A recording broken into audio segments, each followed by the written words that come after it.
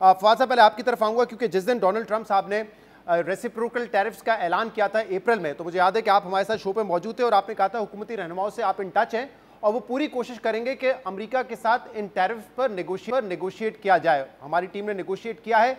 अब जो 29% टैरिफ का ऐलान किया था उसको कम करके 19% कर दिया गया है। तो पहले तो ये बताइएगा कि आपकी एक्सपेक्टेशन यही थी कि इतना होगा या ज़्यादा अट्रैक्टिव टैरिफ्स पाकिस्तान को ऑफर किए जाने थे, ये आपकी एक्सपेक्टेशन थी? और इसका ओवरऑल इम्पैक्ट हमारे एक्सपोर्ट्स पे, बिलखसूस टेक्सटाइल एक्सपोर्ट्स पे आप क्या देख रहे हैं? बहुत शुक्रिया शहजाद साहब।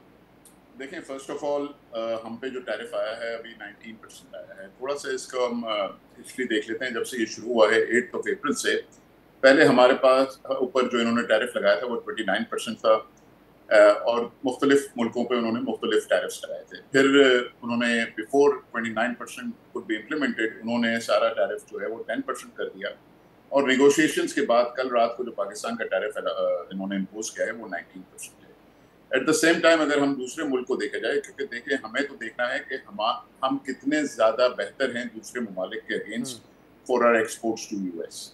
अगर हम देखें वियतनाम, कंबोडिया, श्रीलंका, बांग्लादेश, तो वो सारे के सारे 19 और 20% की रेंज में हैं और इंडिया जो है वो 25% है। सो 6% डिफरेंशियल है। लेकिन इंडिया के पास मसल इतनी है, इंडियन गवर्नमेंट के पास, या उसको कॉस्ट इतना एडवांटेज है उनको कि वो जो डिफरेंस है वो पूरा कर लेता है।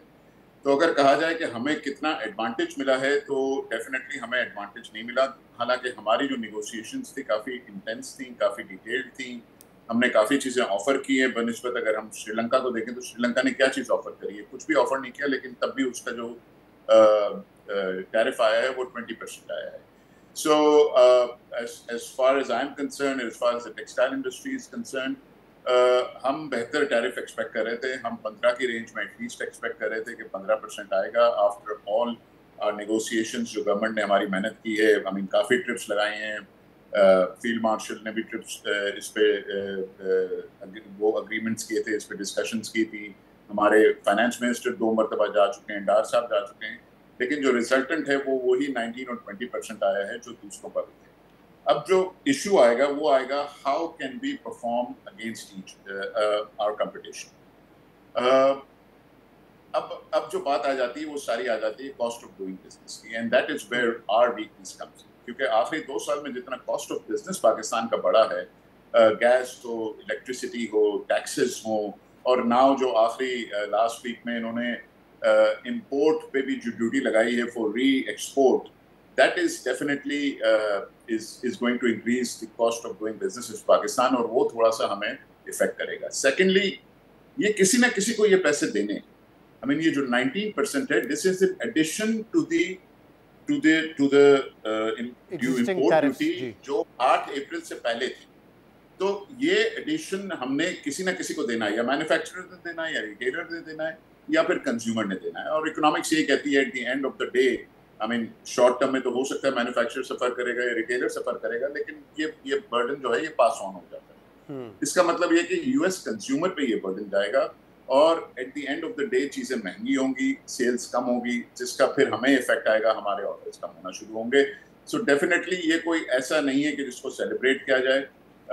एक अनसर्टेनिटी डेफिनेटली थोड़ी सी कम होगी, लेकिन मेरे ख्याल में तो आप कह रहे हैं क्योंकि इसका burden in the and consumers पर आएगा, तो मुमकिन है कि अमेरिका से जो हमारे या दूसरे ममालिक की जो अपैरल्स की या टेक्सटाइल की डिमांड होती है उसमें कमी हो सकती है।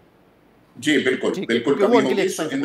आई मीन हमें इसका नेगेटिव इफेक्ट आएगा, कोई लंबा पॉजिटिव इफेक्ट। सही है। मुसद्दिक साहब, आप कैसे देखते हैं इसको? क्योंकि जब अप्रैल में टैरिफ्स का ऐलान किया गया था और पाकिस्तान पे इजाफी 29% टैरिफ्स लगाए गए थे, तो उस वक्त एक डिबेट ये हो रही थी कि एडवांटेज हमारा ये है कि हमारा जो कंपेटिटर है वियतनाम, उस पर 46% था, बांग्लादेश पे 37% था, कंबोडिया 49, इंडोनेशिया 32, थाईलैंड 36। तो ये कहा जा रहा था कि हम पे तो लगा इजाफी 29%, लेकिन हमारे जो कंपेटिटर्स हैं खासतौर पर टेक्सटाइल में, उन पे हमसे ज़्यादा टैक्स लगा है। लेकिन अब मोरलेस तमाम ये ममालिक 19 और 20% पर आ गए हैं। तो क्या कोई कंपेटिटिव एडवांटेज बचा है हमारे पास जिससे हम ये कह सकें कि हमारे एक्सपोर्ट्स में इजाफा होगा? शहजाद साहब बहुत शुक्रिया। पहली बात तो मैं आई थिंक थोड़ा सा ये देखना चाहिए कि हम इसको सिर्फ टैरिफ्स के और अपैरल टेक्सटाइल्स के लेंस से देख रहे हैं। प्रॉब्ली आई थिंक जैसे कि फाइनेंस मिनिस्टर ने भी कहा कि there is wider range of topics جو کہ ڈسکس ہوئے ہیں، اور ابھی ہمارے سامنے وہ ایگریمنٹ کی ڈیٹیلز نہیں آئی، تو اس لیے اس وقت یہ کہہ دینا کہ ہمارا نیگوسیشنس میں کوئی فائدہ ہوا ہے یا نہیں ہوا، it will be too early.